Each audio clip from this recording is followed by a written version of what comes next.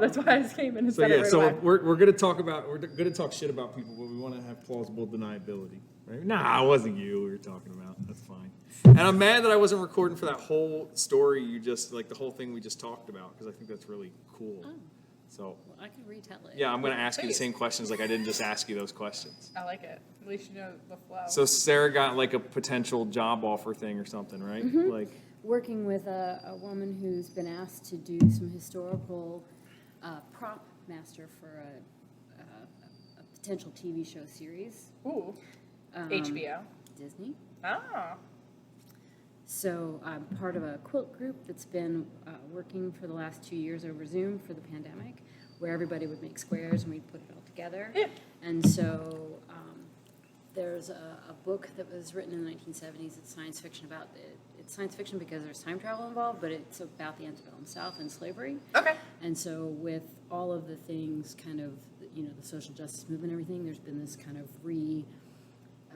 retelling of history. So it's really exciting that they're going to do this and trying to be as historically accurate as possible. That's super cool. And the book, even though it was written in the 70s, has a very, doesn't have a whitewashed Yeah. feel for the slavery. So it's a very well-researched book. And so what I'm going to be doing is helping coordinate all the people to make the quilts. And then there's That's different super cool. styles of quilts, but it's early 1800s. So trying to be historically accurate, like the Baltimore Album quilt no, I have a is bottle opener. I just too late for what we're talking about, but Yeah. it's based in, the whole book was based in Maryland. Oh, that's super awesome. Yeah. So I don't know what you're doing.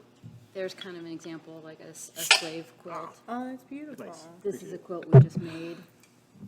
I like that a lot. Oh my God, that's beautiful. Isn't that awesome? That is beautiful. We raffle them off. but I'm this such a one's- half-assed sewer. I wish Beautiful. I had the patience to sit and sew a quilt. My high school girlfriend's grandmother another- was that's really the quilt big I into made. quilting. Oh, Like that's she was pretty. she was a co-owner of a quilt shop in Nice. Delaware and stuff.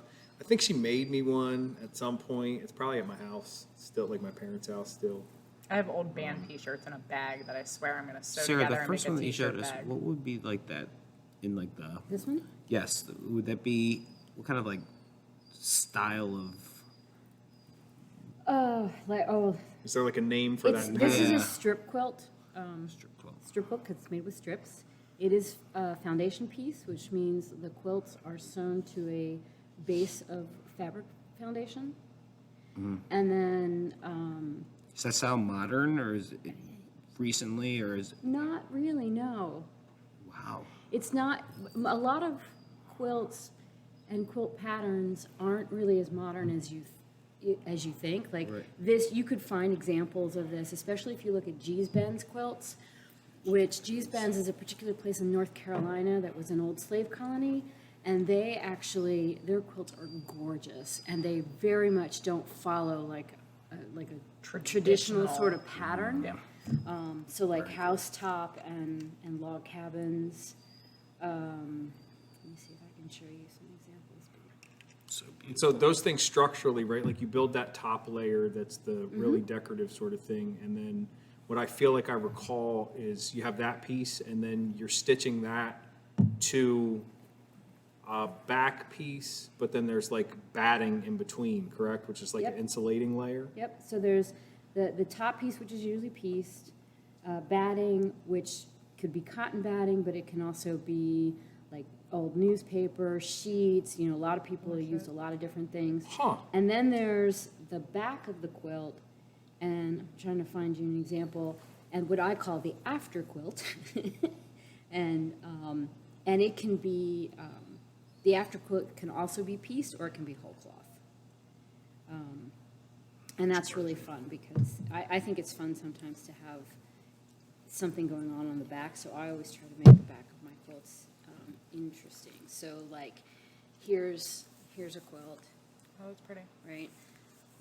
And I try to do things that I don't like, so like that, it's very floral and not, which You is did not that? me. Yeah, and that's the back. Where's of the your quilt. Instagram? Oh gosh, It would be $1 million idea. Yeah. Oh, I like the strip. and that's Wow. the back. So I'm on my rooftop. I love that. I'm a quilt junkie because I feel like you can have the appropriate cooling or heating underneath of a quilt. So that's a It's very modern, pretty. that's a modern style batik quilt based on a Diebenkorn painting, and that's the back. You said what kind of, you said batik? Yeah, this is batik, and it's also, I based it off of Diebenkorn. So I heard that, Painting. so I heard that term before when my sister brought back some kind of like artwork from Africa. Is Okay. it the same thing or a different thing? Well, there are African wax prints, and Okay, it's a that's, similar so wax, technique, okay. right? It's a All right. similar technique where they use wax as resist. Yeah. But African wax prints are, they're very cool. I'm trying to see if I can find you some examples of ones. But they're different from Indonesian batiks, for instance. So like that, these are African wax prints. They're very bold colors, and they tend to be very geometric. Whereas yeah. batiks tend to be kind of like watercolor. Yeah, yeah, Does that make sense? yeah, that's awesome. I have some batiks that I use for collar patterns. Really, Yeah, but they're like the watercolor looking ones. that's cool. I was just like, these are like hippie prints. People like them. Sarah, do you I do, didn't know do you anything do about commission work? Yeah. Like if people like want to hire you to make stuff for them, you'll do that kind of stuff? Yep. Cool. Yep, I have done that.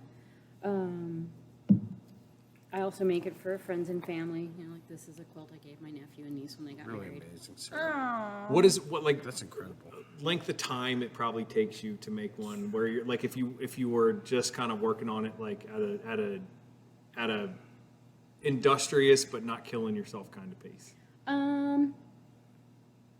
I made this one in about a day and a half. That's it.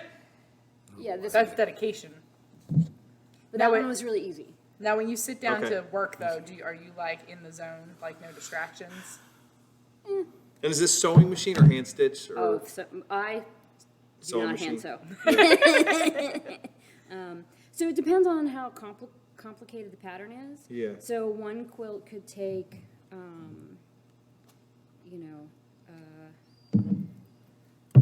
so like that's a postage stamp quilt. This is a postage stamp quilt. This took me a little bit longer in some respects because it's lots of little tiny pieces. Have you ever thought about doing, the first thing I thought when I saw that is one of those things where it's a picture that's made up of a bunch of Oh, the other pixels? pictures? Yeah, Have you ever thought about making a quilt like that? no, because I can never see those. We all had our Bob Marley Yeah. pixel picture. I didn't have that. Yeah. No, you know like those ones like those 3D thing. Yeah. I mean that's kind of what the pumpkin was, right? Like so all those are different prints, right? But no, the ones you're saying no, I never really looked at those. I've done portraits and I've actually been thinking about doing. This is really weird. Animal portraits, but I haven't done it yet. But I did these Nothing portraits. weird about animal portraits. So Okay. that's Elijah Cummings, right? no, the other guy, Good Trouble, John John Lewis, thank you, and RGB. Very cool. So with batik fabrics, Very and I cool. was thinking, wouldn't it be cool That's- to do? The shadow is really cool with the blue. Yeah. I love that. Wouldn't it be cool to do like dog It's portraits fucking cool. Yes. out of it this way? Yes. Yes. How important is symmetry when it comes to, Two quilts yeah, depends on it depends on the pattern. Like right, this one is not symmetrical, right, But so I had a lot of fun with that, right. right? So it's really sorry. Beautiful. Oh, that's cool though. Yeah, and like this that. one was like, So I don't really like interesting. orange. Weirdly, I have an orange car. Just don't go there. But You have two orange I have two orange vehicles. cars. I don't really like red, I and see. I have a I red thought that car. was like an intentional thing. It was prettier than the blue one. Oh my god, that's why I bought the red one because it was prettier than the blue one. It was like a baby blue. I was like, I can't drive a baby blue car. I bought a black truck because it was the only truck that I could buy for $20,000 that I could find. That's a detail of that quilt. You're lucky That's to beautiful. find a truck of that price. That place, man, I told you about. They got other stuff now. Yeah. I like that spot. 25. So symmetry depends on the Well, mine pattern. There's was no symmetry Old there. and used already. That was mine's the one I used showed you Right, before. No, right. no symmetry. Right. But then if you're doing a quilt like, Blows my mind. oh, this one, it's symmetrical, sort of. It's like a modified log cabin. That one's cool. And then, oh, sorry, I didn't show you. There's that one. And that's all Japanese kimono quilt fabrics, or kimono fabrics that I cut Do into. you typically So only that's do that cotton, one. or do you use all different kinds of fabrics? I prefer cotton. I'm not really. I'm gonna into go through my silks and stuff. I have like so that. many things. Like it's harder to work with, or? Yeah, silks are slippery and Yeah. you can't really wash them. And I typically end up pressing some sort of interface to Yeah. stuff before, like anything with any sort of poly or but I've Silk in done. it. I did a silk quilt using old Thai silk fabrics, Yeah. and that was probably super cool. it's. I'll see if I can. I have it here somewhere. And then, but you can't really wash them, right? And it's huge. So, Laundromat. so it's no, they're Thai. They're silks from old neckties. So I have to take it to a dry cleaner. So you kind of I just air it out. But the funny part is, one of my dogs.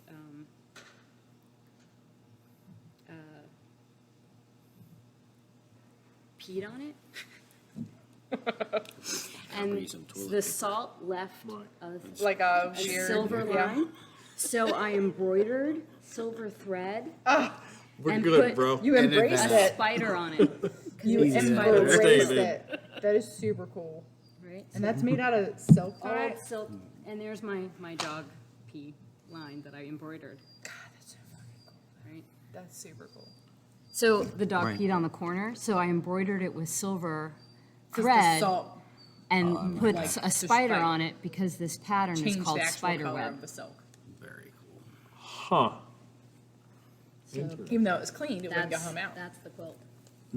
So their symmetry is important, but it was also like, to a certain extent. Does that answer your question? I was a very long-winded answer. No, I mean that's No, just it's cool. amazing. So like that,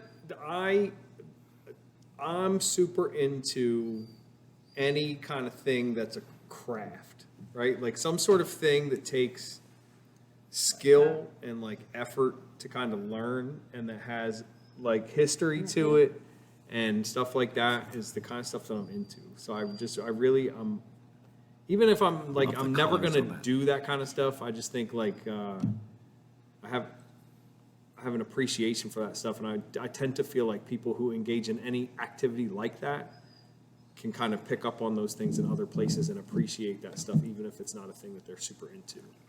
I mean, handwork's really amazing. Like, I feel like and a lot of it's an oral tradition. You sort of teach yourself. You might go to a couple of classes here and there, but it's really just about your aesthetic. And so I've been teaching some people, and they keep going, well, what about this? I'm like, just whatever you like. Like, there's no rules. So if Some it's people need your rules. aesthetic, right, you have to like play and figure out kind of what you like.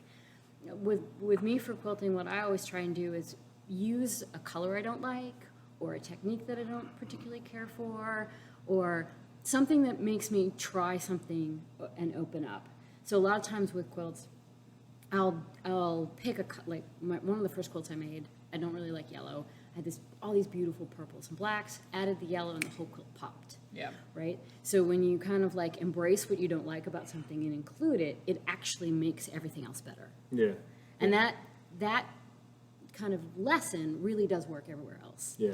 Like, because then you don't get so into your own Therapy patterns. tonight. Do you have to start small with that though? When you like pick a color you don't like, a thing that you want to just go wild with, like improvisation. Yeah. Do you have to feel a certain way about yourself to do that? Feel comfortable, or is it just like something you just jump for? You just either, right? Well, it sounds like you're trying to kind of make yourself feel uncomfortable on purpose. Right. Right. So it's yes. like Is that- that? Some people call it the uncanny valley, right? Like, Yeah. I've never heard that term before. oh, it's kind of an art term, and it's Yeah. kind of like that place that, well, it's kind of uncanny valley. It's kind of like where things you're not feeling where you are, like you're deliberately sort of making yourself question where you are Yeah.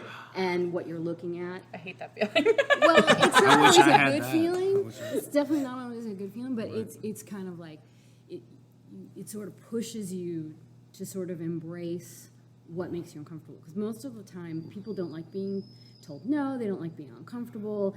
you know, and our culture lately has also been, you know, really like, well, that's offensive. Well, like, the world isn't about not offending you. Like, if you're not offended by this, then go away. Go away. Right? So the uncanny valley is kind of like embracing that sort of like, why are you uncomfortable? What's making you uncomfortable? How do you lean into that so that you can, you know, learn something from it? Yeah. And so when you're making work, and it's true for ceramics too, like the more you make those mistakes, the more you move into something that you like have this visceral reaction to against, and you just lean into it, you actually sort of like open stuff up. I like that. And in dog training, this is a big thing for me, like purposefully restricting the tools that you use to try to accomplish goals makes it really difficult to get things done, but it makes you have to pay a lot more attention to every little piece of what you're doing. And I think that it just gives you a depth of knowledge that you can't get when you're just kind of trying to be like, what's the most efficient way to get to this point? And so you pick up certain things that you might not pick up in other ways. So like when I started really looking at Keeler method and trying to train dogs in that way, it was like at first I was really focusing on how much faster I could achieve some arbitrary result. And then over time, you start realizing like the value in like doing things in a way where you're doing everything very manually and putting your hands on the dog. Like you can feel the tension in their muscles and that going away, and like that's indicative of a change in their mental state. And you can it like forces you to focus on making sure that they're really understanding what it is that you're asking them to do, and like acquiring some conceptual understanding rather than just like pushing through things, right? So you see this a lot, I think, when people jump right to e-collar. It's like I have a tool now that is persistent. It's always there on the dog, and I can compel them to do anything that I want. And people look at that and they feel like because they achieved the same, from their perspective, end goal, right? My dog was over there investigating something, and I wanted them to disengage with that and then come to me when I called them. And they think that they have the same thing that one of you has when they were pushing a button to make the dog leave that thing that was distracting them and come back to their handler. And you have a dog that will voluntarily disengage from that thing and come back to you because you don't have any equipment on your dog where you can force them to do it. So you have to have done this extra level of work to get the dog to the point where you've moved past any contention. You've gotten enough buy-in that the dog is willing to be cooperative and engage in this stuff voluntarily. You've instilled that sense of responsibility.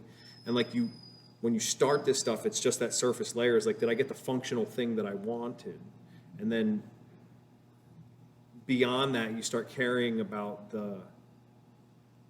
I guess artistry is like the best word to use for that kind of stuff, right? Mm-hmm. Like you can make a blanket that will keep you warm and do that by just like, I don't know, like just cutting a piece of fabric and covering yourself with it. But that's not like everything you're just talking about. Like you're talking about this history and these different patterns, and that they have a connection to certain places sometimes, right? And like and just this like extra level of depth that I think sometimes people who don't appreciate these things look at it like, you're nerding out about this thing and now it's time for me to mentally check out. But like when you find, this is what I'm talking about when you find people that like care about that stuff, then they can appreciate that even in things that they don't care about that much. Like when I listen to somebody who like, I don't know, works at a coffee company when they roast coffee, and they can talk about like how stuff being grown in a certain climate affects how it tastes and different things like that. Like I don't pay that much attention to it, right? I just like find one that I like and that's what I drink, and then that's kind of it for me. Same thing with like wines and beers, and well, especially having celiac, I just drink whatever's not going to make me feel like shit for the next 2 weeks. But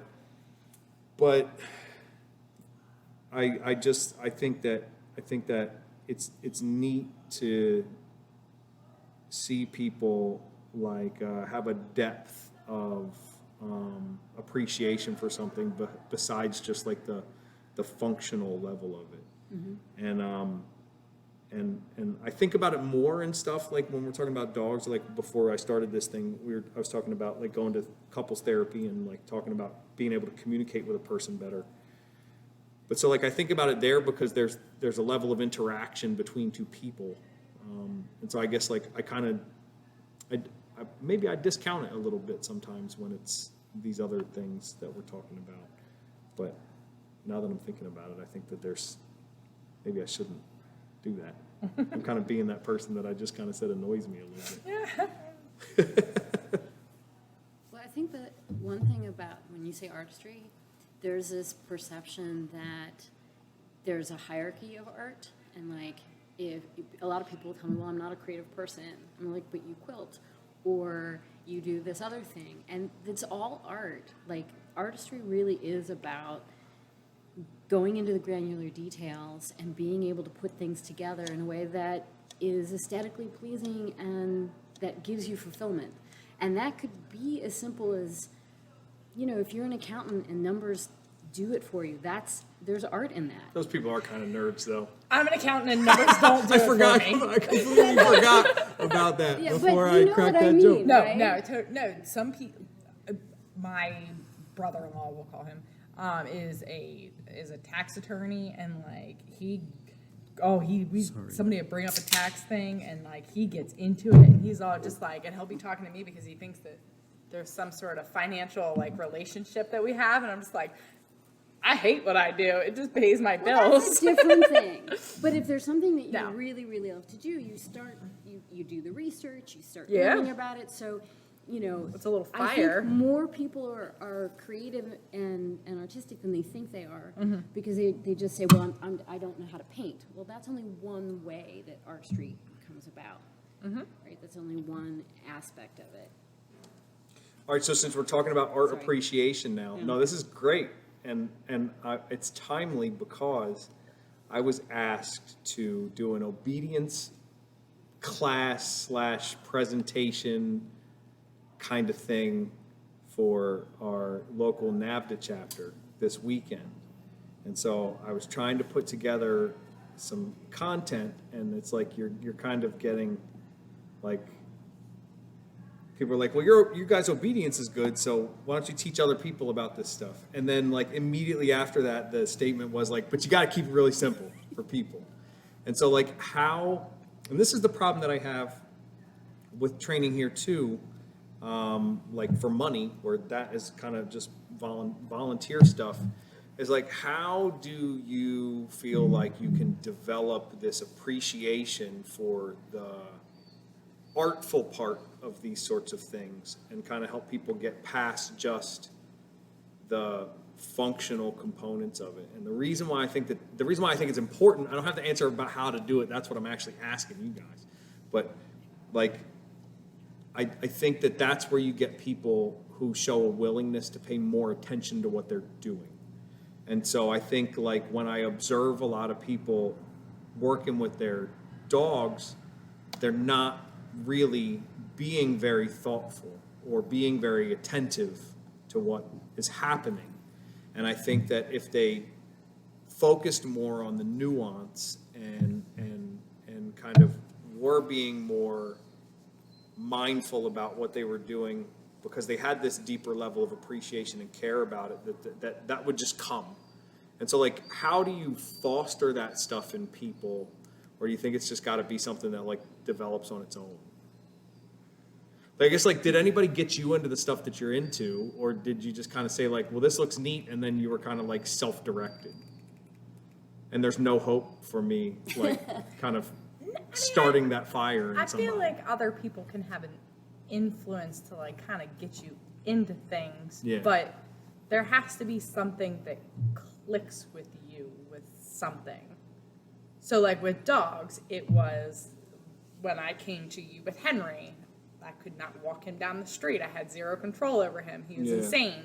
But then, we're doing long line work and he runs to the end of the line twice and he's just like, oh, I'm going to hang out with you. And like, it would just like, it like threw a little gasoline on a fire that was inside of me. Like, I can get this dog to listen. Yeah. Like, we're going to end up being at the farmer's market and doing all these things. Now we're not. But Yeah. it planted a seed to want to do better. So And it's, at NAFTA, I don't know if somebody ever, like, their dog just blows them off completely, or they get frustrated or embarrassed or something. It would be, I know for me, I like uncomfortable feelings to go away. Uh-huh. So I'm just as trainable as the dog. Okay. It's like, I don't want you uncomfortable. I don't want to be uncomfortable myself. Like, let's just walk down That's the street and huge. nobody flip out. Yeah, Like, yeah. I don't want anybody to look at us. Yeah. Like, So the big piece there for me was like you needed kind of some quick wins to get you to buy in. quick a wins little bit. definitely helped. Okay. They definitely helped. I feel like if you have an easier go at it, and then when you hit a snag, you're more likely to quit than if you had a couple things you already got past. Yeah. Like, banking those little successes help along the way, because it's like, oh, well, I know I just have to stick to it, or I just have Yeah. to try it a different way. Yeah. But What- and that's what I kind of liked about Keeler, is that it was like, we're going to do these things. Like, if we get stuck somewhere, then we can troubleshoot it. But Yeah. really, if you just do the work, it plays in your favor for the most part. Yeah. And I think a lot of people would argue that like training with that methodology takes away some of the artfulness of what you're doing. But what I think is there a lot of value in is two things. First is like following kind of a more prescribed way of doing stuff. It also makes not only the work you're going to do tomorrow predictable, but after you do this with enough dogs, you know the places that are common trouble spots. And so then if I can tell people in advance, like somebody like you, it's like you get these quick wins, and I say like on week 4, day whatever, right? Like when we start working on down placements, you're gonna have trouble, right? Or like when we get to the open level work and we're like, all right, so when you start working on the retrieve, everything's gonna like go okay until It you doesn't. are placing that object in front of the dog's mouth and you're not opening their mouth for them and you're giving them the choice to do it. And sometimes you're waiting there for a really long time until they make Long that time. choice, but you can't move forward until your dog shows you, proves to you that they understand what it is you're asking of them. Yep. Even no matter how reluctant it is that they do it. And then I can tell you again, like when you try to transition from holding that object to having it placed on the ground, you are going to I'm have still trouble. stuck there. Yeah, right. She's just like, she'll walk up to, no, I'm Yeah. good, because it's my idea. It's not her idea. right. Typically, I can't get her to stop picking things up. So you see that kind of stuff, but then that's the piece like Tony Anchetta, right? So he made a comment the other day, maybe not the other day, it might have been just in something I was reading of his that he probably shared with me a long time ago. Because I try to copy and paste and keep like a running list of a lot of the stuff that he says or writes. And he was saying like, somebody was asking how a certain dog was working out and maybe if he was doing anything different. And he was kind of just saying like, no, I'm like, I do the same work the same way every time. He's like you do a little bit of adjustment here and there, and like, so the dog might work differently for you, but the work that you're doing is kind of the same.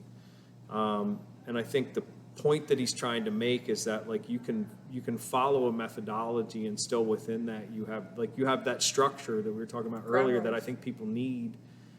Especially when they're learning something new. But then there's a lot of flexibility there that I think people don't understand, again, until they get in the weeds, and then they can recognize some of that nuance. Well, that's I think the problem with the Keeler method for a pet dog is that you have owners that are looking at you with bright eyes, Yeah. and you're expecting them to do A, B, and C. Yeah, They're not emotionally ready for that, yeah, and so you get a lot of mistakes that could harm the dog later. The looking at the long line work, looking at them, just yeah, it's what's tough with it. I think. yeah.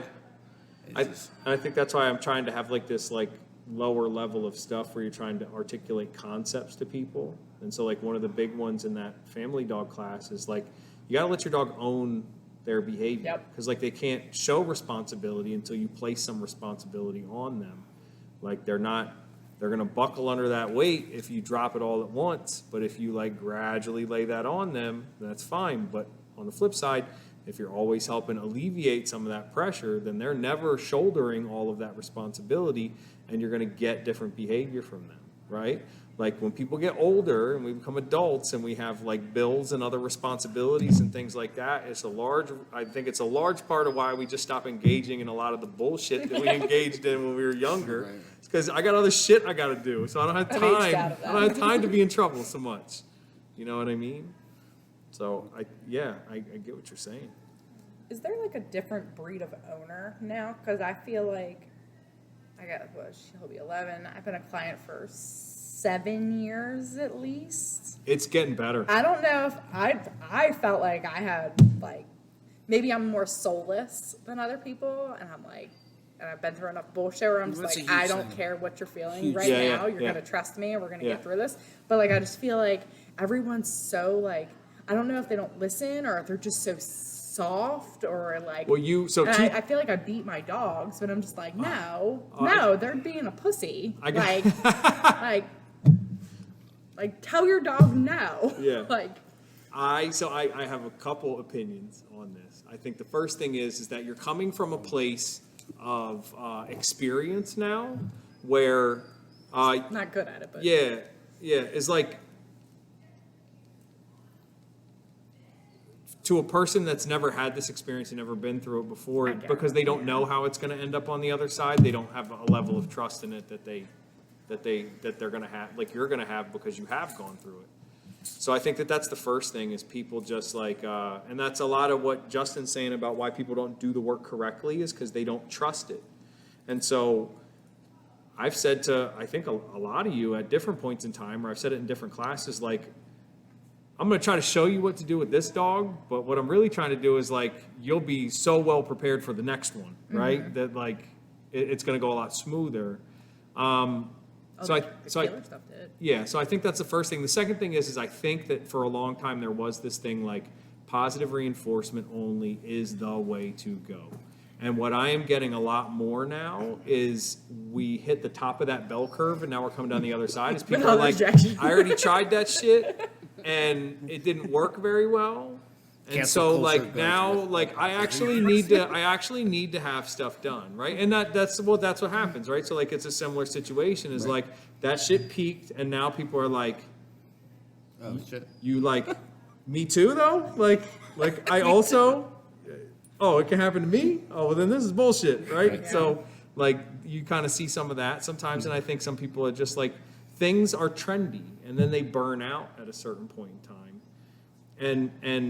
And so I'm seeing a lot more clients now where I felt like I had to spend a lot more time explaining stuff to people and like preparing them gently for like this thing that was like, well, your dog's doing this thing, and so we're going to have to correct him for that because we've tried other things and they're not working, and I am not having to do that as much anymore, right? Like it's gotten a lot better. I know I've tried to over the years. Like, I don't know if we need our own, like, no-Nate, like, support group. Like, just, like, I've tried to say, it's like, we're leaving a class or something. I'm like, we've all been there. Like, you just got to do it. Like, just try to be like, don't be embarrassed. You should have seen me, like, having to wrestle my dog. Like, things like that. But, like, sometimes I just wonder. This is the other thing that I'm trying to do, and so, like, this is where there's I have two thoughts about this. The first is, like, a reason why I don't put a lot of, like, content out on how I do things that I do is because out of context, a lot of things are going to maybe look a certain way, or people are going to have certain feelings about them. And so, like, if I have a dog that takes a swipe at me and I'm, like, handling that dog in a certain way that's defensive, but at the same time I'm trying to make sure I'm not getting bit, I'm causing some amount of discomfort to the dog. Like, a lot of people are going to look at that and they're going to feel one extreme or the other, right? You know, some people would be like, well, the dog deserved that because they tried to bite the guy. And then other people are going to be like, there's no point in time where it's ever okay to make any dog feel bad at all. And it's like, I don't want to even present any kind of information in a format where I'm opening myself up to have that discussion. So what we do instead is we have an open door policy. So like every time I talk to somebody on the phone, I'm like, if you want to come watch stuff before you sign up, you're welcome to do that, because I'm not giving you your money back if you sign up. And I want you to know exactly like what we do and how we do it, and I need to know that you feel okay about it. And if there's stuff that you're not sure about or you don't like or whatever, then we can have a conversation. but then you get to make an informed decision. What you're not going to do is judge the people in this room, especially offhand, like without knowing what's going on. And then I'll even have to have conversations with some people sometimes, like maybe there is a person in the room that like mishandles the situation or overcorrects their dog or does something in a way that the person was like, I don't really understand that. And I'm like, well, two things. You don't know that person and you don't know that dog. And so if you had all the answers, you wouldn't be here. And for all you know, that person knows that like when the dog gets to a certain place, they maybe are not very safe to be around. And so maybe they like just squash something and save somebody else from a potential Yeah. problem. And like, you don't even know that, right? And so like, there's a lot of variables that I just try to make sure people are aware that they are unaware of, is the first thing. And then the second thing I do try to kind of help people understand is, you're seeing this dog at a point in time when a certain amount of work has already been done with them. And so like when, especially now in like our skill builder classes where we have very mixed company. Very mixed. Yeah, I'm right. back in the family dog class. So I'm just you were like, here, where am I? you were here where like, I'm like, and this is how you tie your shoe, right? Yeah, I know. And I'm like, yeah. yeah, you know how to tie your fucking shoes. And you Like- and you see, what I hope you see is me not treating that person the way I probably treated all of you early on in your time with me. I see, like, I call it like the exhausted parents. Like, you raised a bunch of kids, and then the youngest one is just like, Yeah. Well, Like, so it's- so what? I Well, think of that too. but what? That's exactly what I think.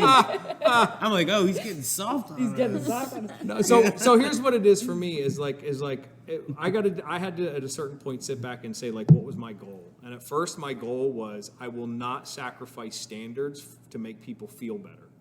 And then at a certain point it was like, well, what I'm really trying to do is build better dog owners and more responsible people, especially in a place like where we all live, where we're on top of each other all the time. Yeah. Right?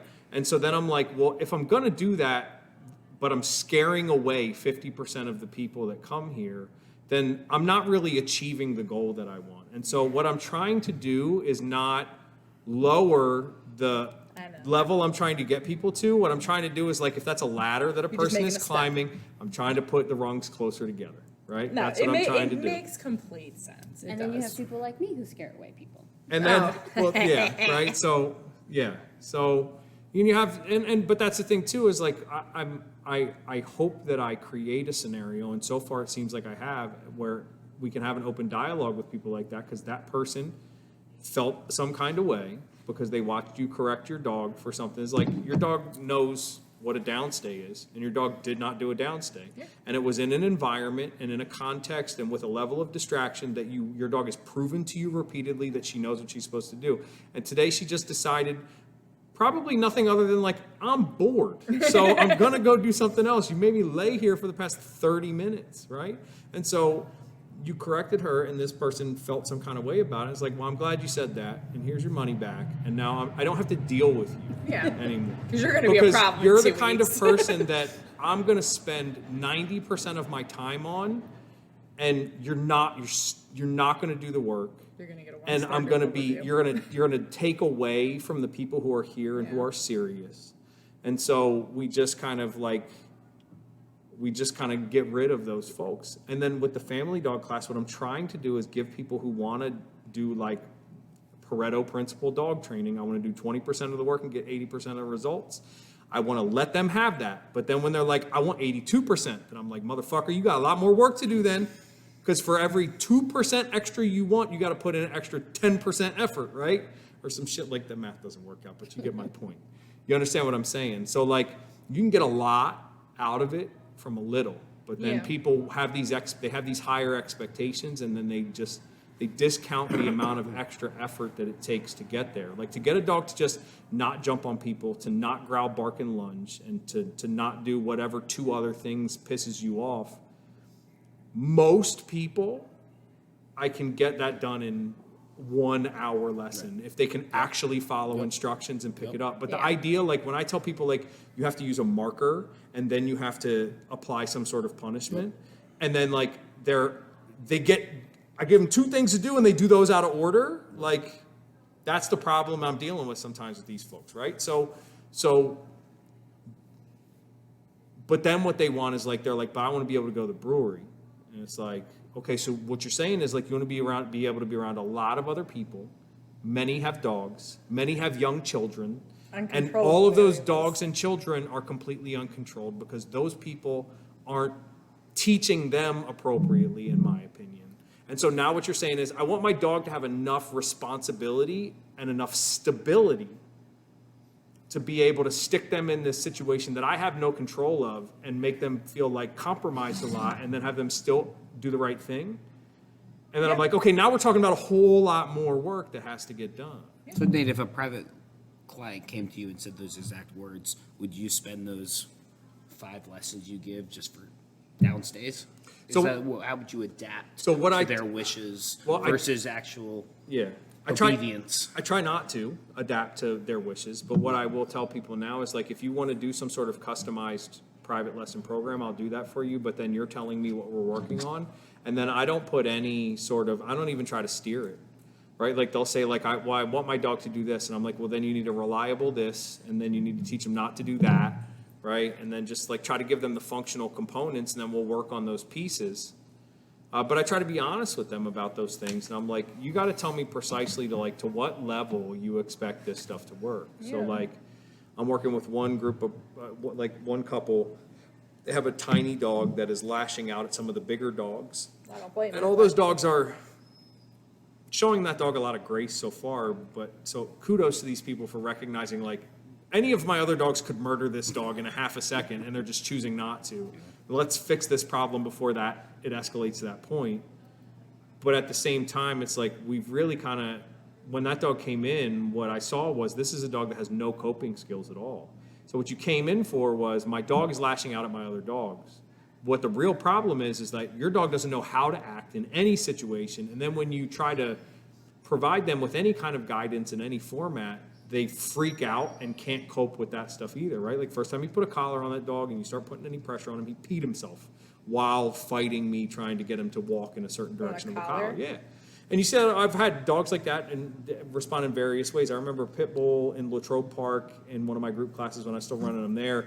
That like threw itself on the ground and was doing gator rolls and stuff like that on leash. And so like as I'm walking through these lessons, I'm trying to show them like what we needed to work on was this problem, but you have these remedial prerequisite things that have to get fixed before we can do that. And so we did 4 sessions and we got most of where we needed to go.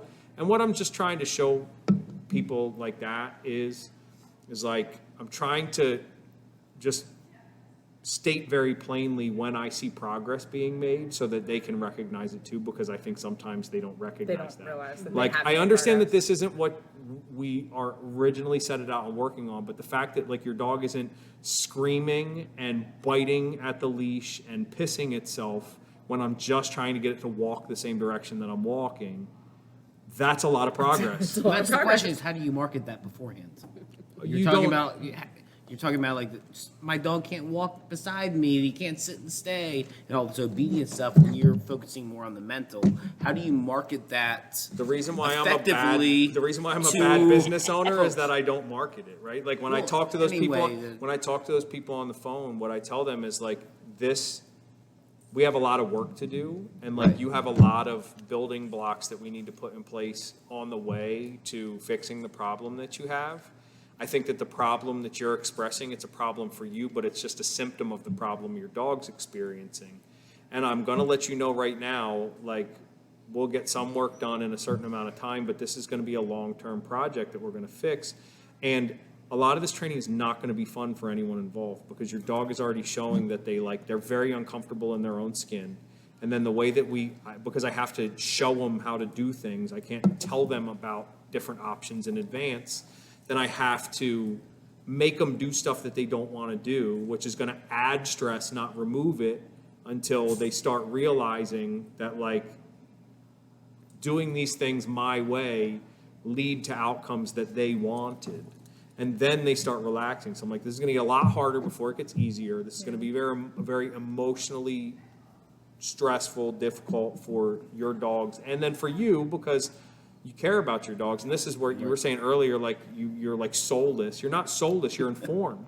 right? It's like you don't make a big deal out of it because you've already been through it. And so like you see how it comes out on the other side.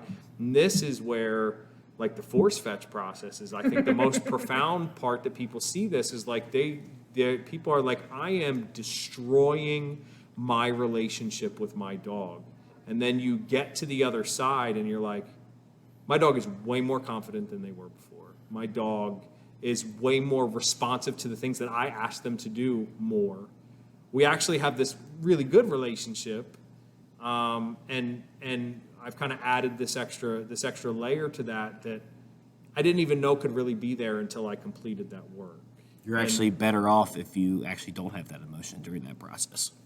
Yeah, because it gets in the way. It does. Because what that does is you start doubting yourself, and then what happens is you start your timing gets off, right? Because as soon as you second guess yourself, that's when you release pressure when you shouldn't have, or you get frustrated, and that's when you add a lot of pressure that was not necessary and excessive.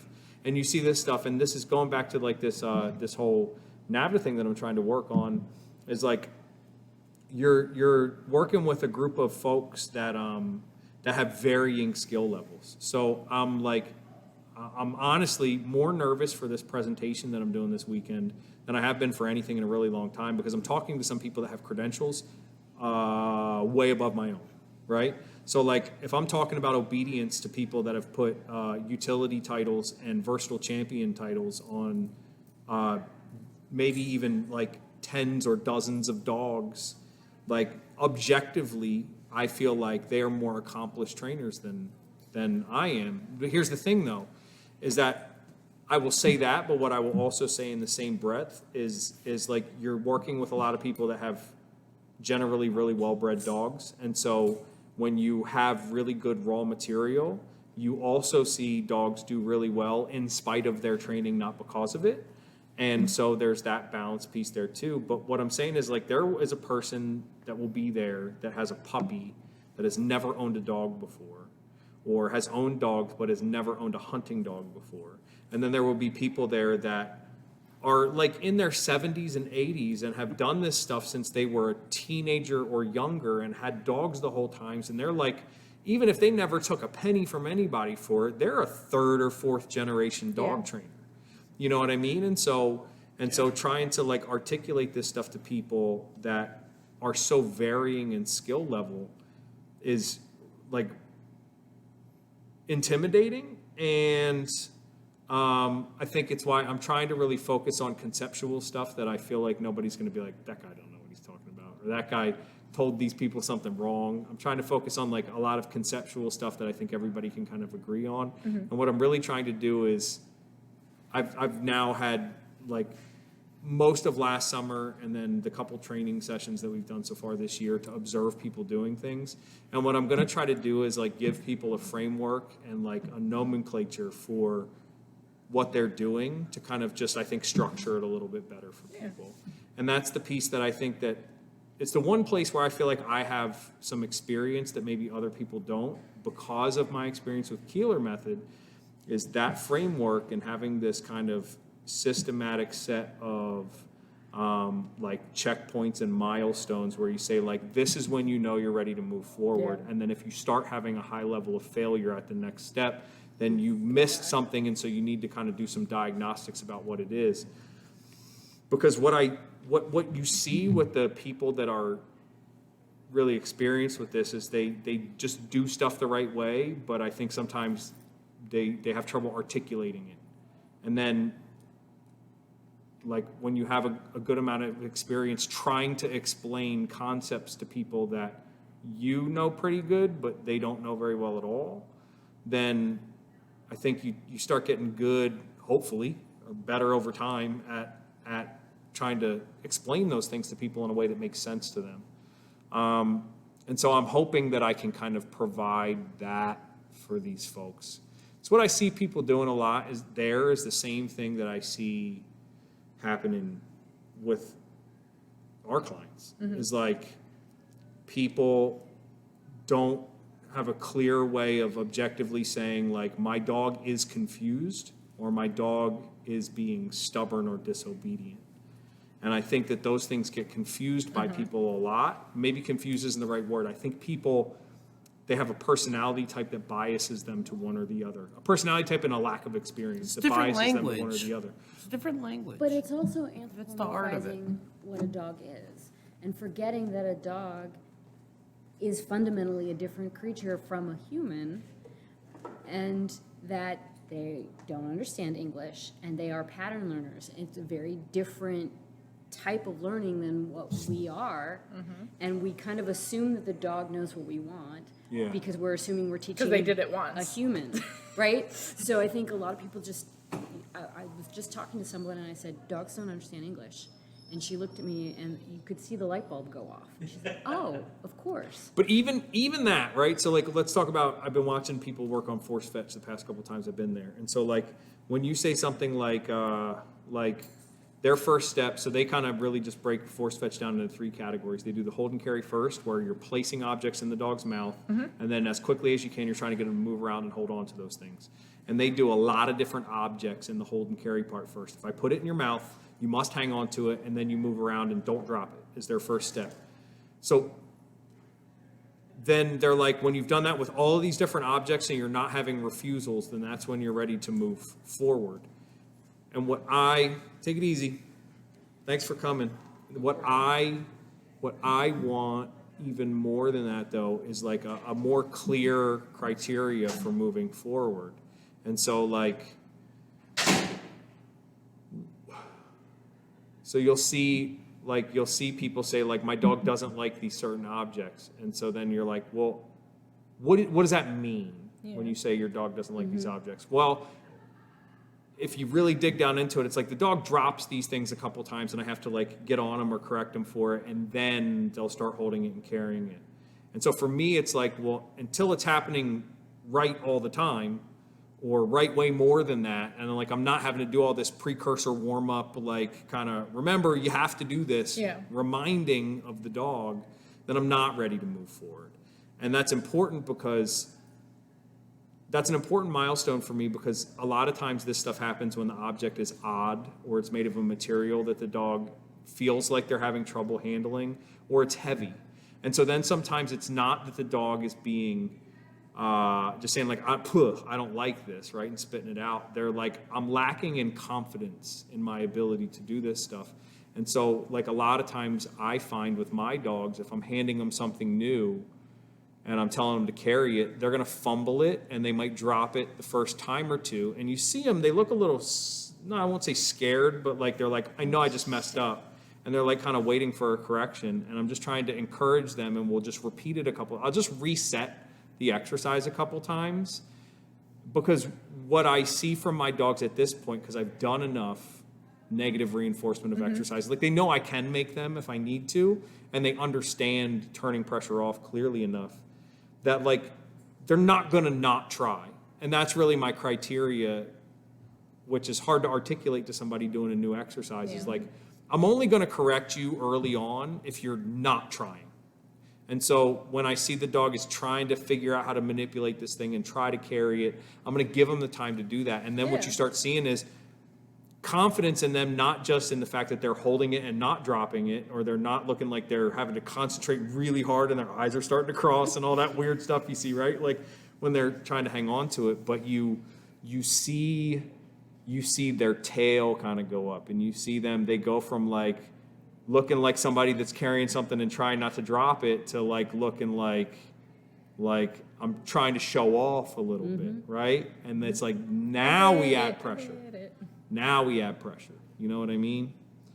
I think that that's the big thing for me. And that's what I think gets missed sometimes, is like, I think a lot of, and again, I'm not trying to be critical of any one group, but it's a common mistake, and it's a mistake that I've made a lot too, is I think people mistake lack of confidence or lack of clarity For disobedience? as disobedience or stubbornness. Yeah. Right? Especially if we're okay with using compulsion in training. Like if I know that I can kind of like twist the dog's arm, right, or like do something to make them uncomfortable enough that they want to turn that pressure off, then at that point, if they're doing a bunch of other stuff that's not turning that pressure off, like they're trying a bunch of other things, I don't know how you can do anything but own, like, maybe I didn't make it clear how you turn the pressure off. Yeah. Right? And then you kind of continue down this road and you have conversations with people, you just see them working on things. It's like, I see somebody using like an e-collar while they're also trying to handle their dog, and I just see them get frustrated. And if I'm really paying attention, I'm looking at that light on that collar or the light on the remote, and I see it stop blinking because they stop tapping that Nick button or they stop holding down continuous. Pressure just turned off. And Just whether wait it out. whether Yeah. you accidentally did that or not, from the dog's perspective, the discomfort that I felt that I was trying to find a solution to, I just found it. And that might have been Time. avoiding what I wanted to do, right? It might have been hiding or running away from you. It could have been a lot of different things.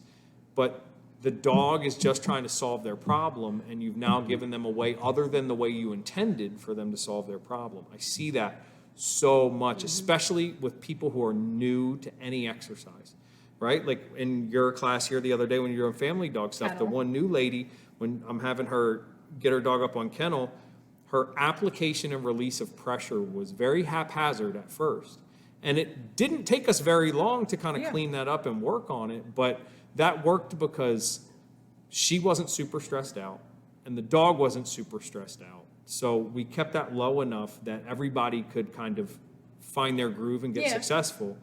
And then that's the other problem I see when like the teaching environment is too stressful, or the dog has some underlying anxiety, fear, whatever kind of issues that we need to work on first, or whatever the case may be, or maybe like the instructor is kind of instructing the person to be more aggressive and confrontational than they need to be. Like all of that creates a situation where no one is able to be in a place where they're being responsive instead of reactive, and then it causes problems, and then people are like, well, see, we're having a problem, and we fix it by doubling down on the thing that caused that problem in the first place is usually what happens a lot of times, right? And that's what we're trying to kind of fix.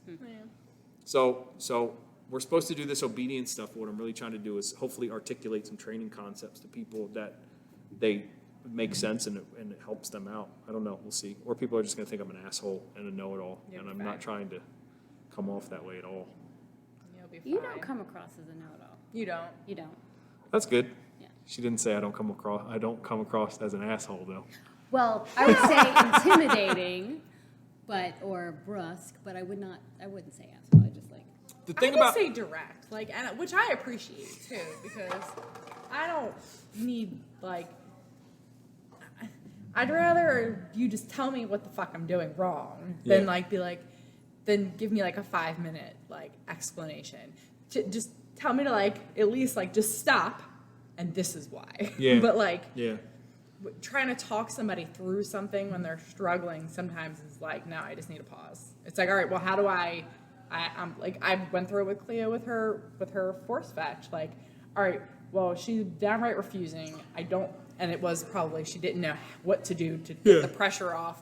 But like, I can't let go of the pressure. So what do we do now? To, Yeah. like, so she doesn't think that this worked.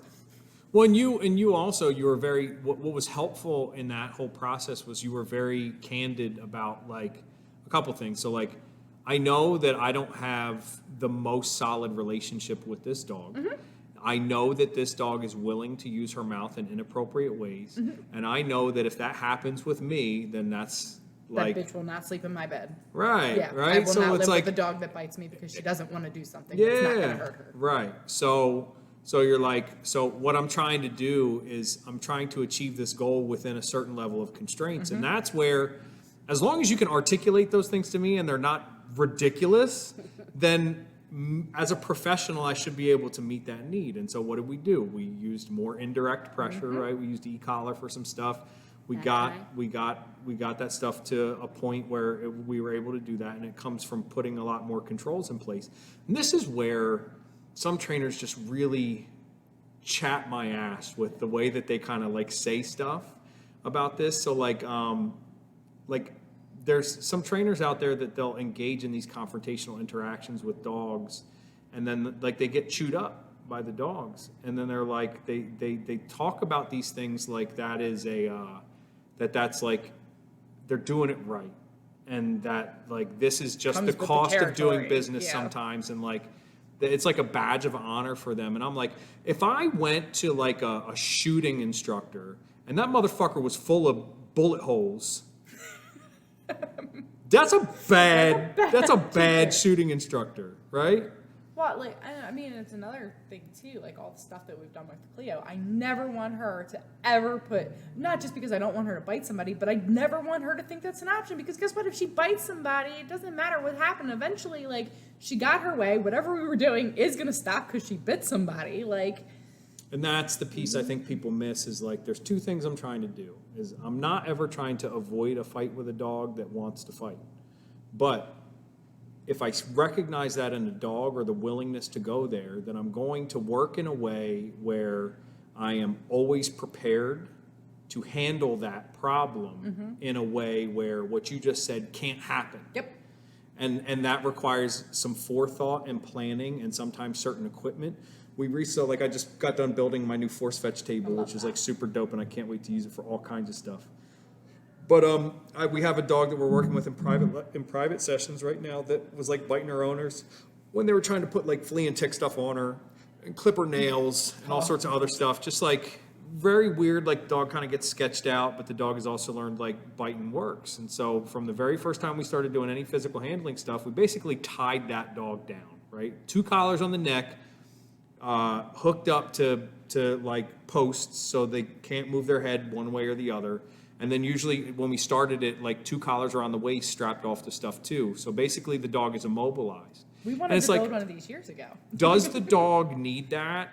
Probably not. Probably not. Do the people need that so they can just do stuff and not worry about the dog like biting them, so they can conduct themselves with a level of confidence that is required to communicate to the dog like, I am in control and you don't have to be worried about this. But if I'm coming in looking all super creeper like and sketched out, then that's going to make the dog feel some kind of way.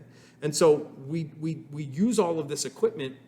It wasn't really for it was for the benefit of the dog, but what the immediate purpose was for the people. Yeah. This is the same thing with muzzles a lot of times. It's like, if I had my way, I wouldn't put muzzles on most dogs in most situations. But what muzzles do for a person who has a dog that is engaging in inappropriate behavior, like biting people or biting dogs, is it lets you immediately go, the thing I'm most worried about happening now cannot happen. Now it can't happen. And so then you just get to operate with a Freely. different level of stress, right? A much lower level of stress, which is what lets you think and work your way through stuff. And this is like this whole thing with the dogs and the people is I'm trying to like put these rungs on the ladder closer together so you're not having to take these big leaps, because sometimes you just can't.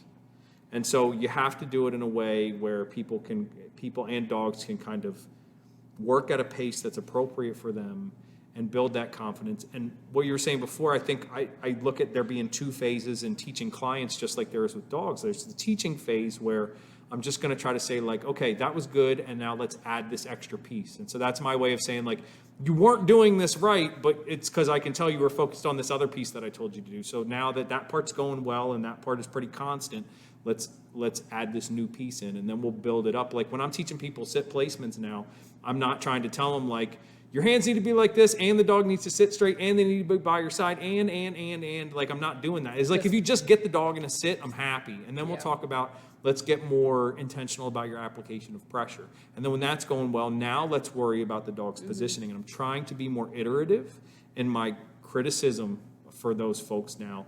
And then they get through that point, and then we're at a point where they're doing something wrong repeatedly, and I'm like, you did it wrong again. You did it wrong again. You did it wrong again. You did it wrong again. And then they do it right. And I'm like, yay, you did it right? Which is like, so we're out of the teaching phase and we're in the training phase where the stakes are still pretty low, but now I'm just correcting your errors. And I've given you the knowledge you need, so I just need you to act on it. Yeah. And that's the point where I think a lot of people try to push too fast, where it's like, no, you need to see that there's mastery of this before you start trying to break it again with proofing, which is the last phase of training, right? Where you're trying to go through this process of using distractions in different environments to like deepen the level of commitment the dog has to doing the things that you're asking them to do. And that does require like being comfortable with this thing that you built, like it breaking a little bit, and then you'd be like, no, let's piece this back together, right? And that becomes really uncomfortable for people also. Yeah. Good old old-fashioned breaking of everything we've undoing.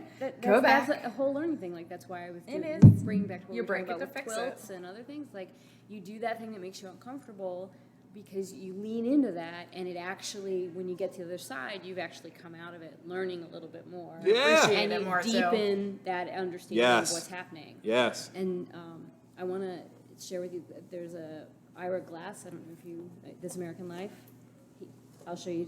So he talks about the gap, and there's this gap in learning where you think you're good at something and you're really interested in something, and you do it and you suck at it, and then you want to give up. But if you just keep doing it and keep doing it, eventually you get good at it, and you have to be okay. Or you accept with it. this gap. Accept not being good at it. Well, that's another thing, and there's also this kind of this thing that if you're good at something, you have to be able to monetize it. You get good at something, so it has to be worth something, right? So if you're not good at something, then it's not worth anything because you can't make money from it. There's like that Okay. cultural thing, you know what I'm saying? I get what you're saying. So I make quilts, and there are mistakes, and I don't care because that's not what it's about. No. It's about the creation of the beauty and like even the emotions you go through in creating it. I think that's like, I missed some of that because I had to go to the restroom. But I think that is the part that a lot of people have trouble with, and adults don't do a lot of stuff where they're not good at it. So they Or they quit right start away. becoming very uncomfortable with those things, and they quit right away instead of being comfortable being uncomfortable. And that, I think the term for a lot of what we're talking about is zone of proximal development or something like that, right? But it's like, it's this place where I got to challenge you enough that you can push forward and grow, but not so much that like I crush your soul and then you want to quit. And the problem with a lot of adults now is that they're not used to flexing that muscle. So the amount of push you can do before they quit is kind of minimal for a lot of folks. And that more and more, that's the kind of stuff that like when I'm like measuring a person, like when I'm judging how I feel yes. about somebody, it's like that stuff that matters to me more and more than like their particular opinion about this or that or whatever. Because like that kind of stuff, like what we're talking about now, I think is just that's more of like an actual like character trait, right? Than like a lot of that other stuff can just be sort of nurtured one way or another. Yeah. But I think some of that is like you don't get to be that way without choosing to be that way. Because like even if you grew up in a way where stuff wasn't easy for you and you were constantly challenged, at some point you get to make a choice to be like, I don't like that, so I'm not going to do that anymore. Exactly. And so like at a certain point as an adult, people have made conscious choices to do hard things. And so I like that. And so the ones that I normally kind of talk about and see is like people who lift weights, right? This is a thing where like you don't get instant gratification. No. And you have to work really, really Yeah. hard. And you have to spend a lot of time on that stuff. And you can build more than most things. You can build a set of skills, and you can develop yourself to a certain point. And then, man, if you take like 2 weeks off, the amount terrible. that you the amount you regress Yes. from that is Yes. worse than most things. Worst. It's the worst. Yeah. It's literally the worst. Yeah. And so there's a lot of things that I think people can do. Like there's a lot of intellectual pursuits where people can acquire knowledge, and maybe that part was challenging, but once they have it, and then it's done and over with, right? To Yeah. a certain degree. But with something like that, it's a grind, and it's just always going to be a grind. It's a continual growth. Yeah. A continual. Like I continue to get stronger every week. I've had setbacks from injuries and stuff like that. But what I was telling Justin outside, because he said a lot of times ego gets in the way, and I'm like, oh, I can throw some weight down. I was like, and that's part one of my workout. That's why I do CrossFit, because part two is like the workout of the day. That is humbling, because while I am like one of the probably top 5 strongest like girls like at our gym, Yeah. I am in the bottom 5 of the workout. just endurance wise. I just don't Yeah, have it. I can yeah. pick stuff up and put it down, but if you need me to do that for 20 minutes straight, we're gonna have a problem. Sure. We're gonna have an issue. Yeah. So like that's my balance with it. Yeah. And you're in charge with CrossFit. You're in charge of your own scaling. So like they'll prescribe it one way, which is for the insane people that like compete and stuff like that. But then you scale like the weight that you're gonna do to like what you're comfortable at. Sure. Or like a gymnastics movement, like I can't do toes to bar for like 20 reps in a row. So you'll like scale it to like hanging and like lifting your knees up. So like you're in charge of your own scaling. So you still want to challenge yourself.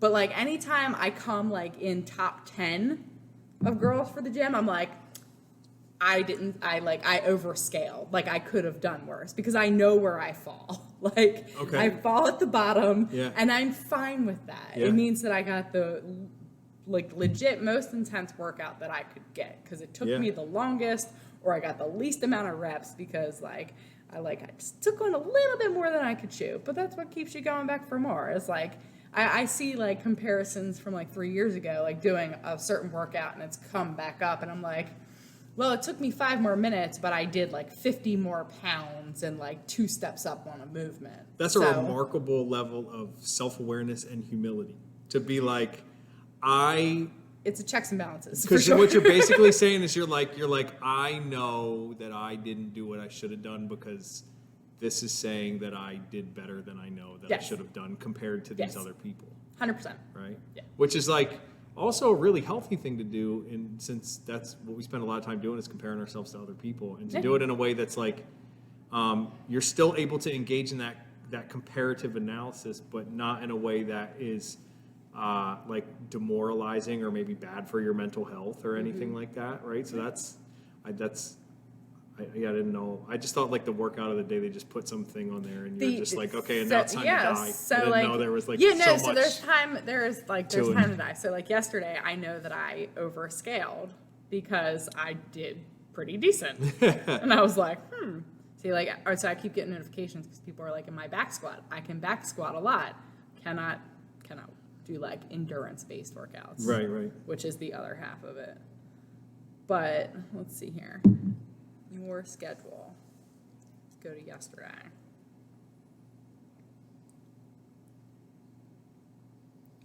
So it was like 1,000 meters of rowing, 10 power cleans, and then 100 double unders. So double the jump rope in one jump. I can't do those. So it was 100 double unders and then 10 strict handstand push-ups. So like upside down, strict, like no like bouncing or anything. Can't do those either. So I did 1,000 meter rowing because everybody can row. That's fine. It was 3 rounds of that. And then for power cleans, they say like the fittest women and strongest women should do 135. And I was like, well, I'm not doing 135 today. That's not happening because that's not a lot less than like what my like max is. So I was like, I'll do 85. You know, it's 30 of them. And then I did 100 just single jump ropes. And then I did seated presses instead of upside down and pressing my whole body. Well, I came in like 6th place, and I'm like, I should have done heavier power cleans because that rowing killed me. I couldn't breathe. But by the time I get back to it, I like was fully like, oh, this. I was like doing the seated dumbbell presses and like consecutively instead of like that. In comparison to being upside down and pressing your body up and down off the ground, like doing a handstand push-up, like a seated dumbbell press, like should be pretty terrible, and mine weren't. That makes sense. So I overscaled. Yeah. I did. I'm fine with that. It happens some days. And then some days you just don't have it. Some days everyone is cleaned up and they're all staring at me, Yeah. and like I go with a lot of the same people every day because I go Nice. at like to a noon class, and they're like, "Come on, Lauren!" I'm like, "Just leave me here to die." Like, Yeah, we ran 4 miles 2 weeks ago, and I ran it in an hour and 6 minutes. And then last week I ran 5 miles in an hour and 10 minutes. So it was super slow.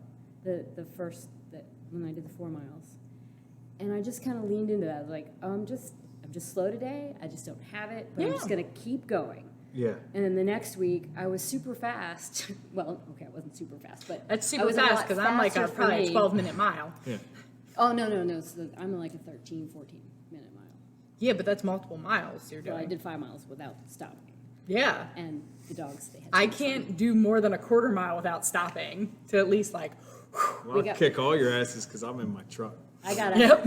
yeah, I got a half marathon coming in May, and then the Chicago Marathon I'm doing in October. how many miles of the marathon? 26. Ooh. Some. But No.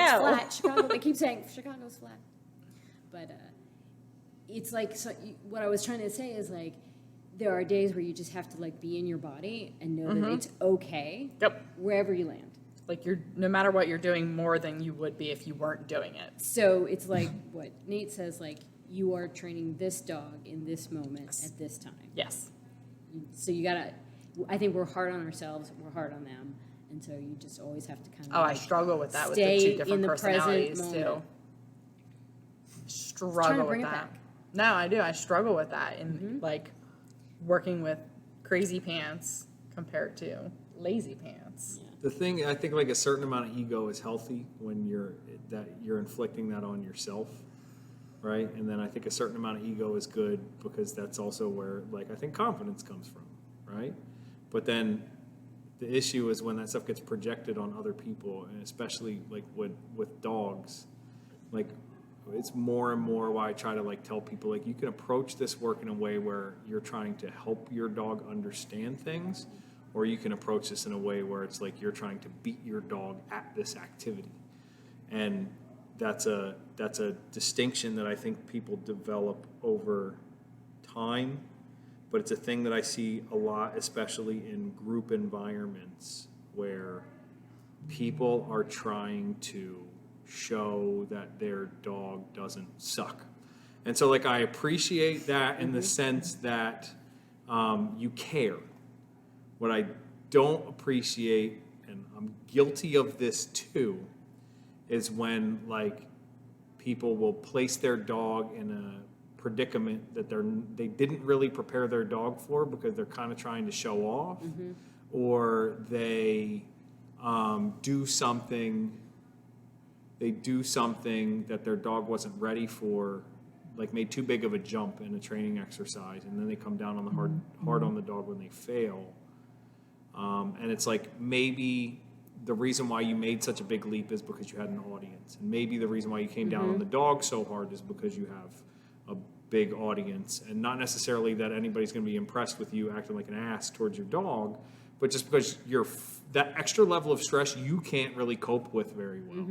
And so it takes like to manage all of those variables, it takes a certain amount of like experience. And like I make jokes all the time that like I think my development in a lot of areas of my life is driven by spite or regret. Yep. It's somebody telling me I can't do something a certain way, Yep. or it's because I did some shit and I feel really bad about it, and so I'm trying to be better as a result of that sort of stuff. And so it's got to be, even with that kind of stuff, is like hopefully you keep yourself in check well enough that your mess ups don't eat at you that bad. And hopefully like you're not doing stuff for the only reason of like proving other people wrong, because that's a very like external way of looking at stuff, right? Which I don't think is super healthy either. Then you're not like you're not looking at it from like a place where like you're just, I'm trying to get better, and like, you know, I'm trying to beat me yesterday, right? And that kind of stuff. So, but I see that a lot, and I especially see it in like,